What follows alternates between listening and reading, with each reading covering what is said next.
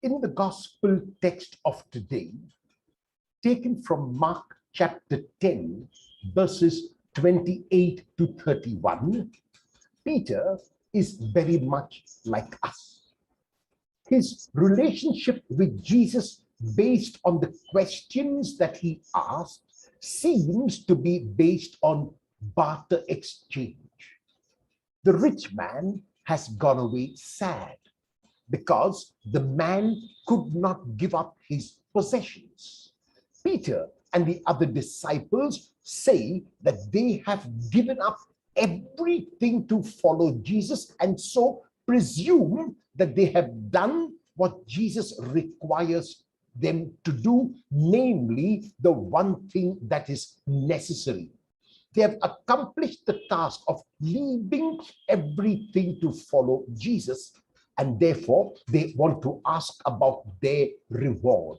We have left, Peter says, everything to follow you. We have not acted like the rich man. We have gone beyond even the commandments which we have kept, and we have even gone to what you prescribed, namely to give up whatever you have. Jesus assures Peter and the disciples that they will receive indeed 100-fold in this life, yes, but they will receive it with persecutions. The larger majority of us, in our dealings with God, deal with God as a grocer. We make sacrifices and we expect God to reward us for those sacrifices. We do good and expect God to do even greater good to us because of the good that we have done. In this, we are very much like Peter. Is it possible for us to reach a stage like Jesus where we do good with no expectation whatever? Nowhere in the Gospels will you find Jesus telling people that he has suffered so much for them, that he has died for them, and so therefore he must receive a reward from God. Rather, the basic discourse of Jesus is that whatever he does gratis only because his love is unconditional. The only genuine love worthy of the name is unconditional. If love expects something in return for what love does, then it really cannot be called love.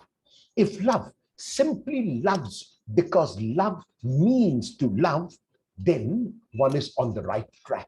So even though Jesus responds to Peter's questions, telling him that he will receive 100-fold and the other disciples will receive 100-fold in this life and in the next life, eternal life, actually what he's saying is he wants to take them to a higher plane, the plane on which he is. He wants to take all of us to that higher plane. Is it possible to do good with no expectation? It is. And Jesus has shown us how. Whether in our relationships in our families, whether in our relationships in our neighborhood, more often than not, we deal by expecting in return. And the sad part is that when our expectations are not fulfilled, we get frustrated and upset, and sometimes we stop doing good. The better way is to expect nothing for the good that we do, but to see the good that we do already as our reward. If we can improve the life of someone, if we can enhance the life of someone, isn't that already a tremendous privilege? Isn't that already a tremendous gift given by God? How very many people can reach out to others to make them whole by a kind word or by a loving action. If I am given that privilege, let me try and see the reward of my action in the privilege and the honor of doing the action. Will you attempt to expect nothing in return for the good that you do, at least today?